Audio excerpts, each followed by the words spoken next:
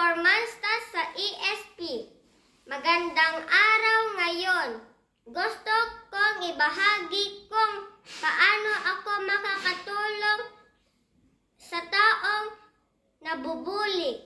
Kapag binubuli ang aking kaibigan o kaklase, ay pagsasabihan ko o kakausapin ko ang mga taong nagbubuli na hindi maganda ang kanilang ginagawa at magbago na sila dahil maaari silang makasira ng buhay at pagdudulot ng trauma sa taong binubuli nila at sa kaibigan, kaklase at taong binubuli nila.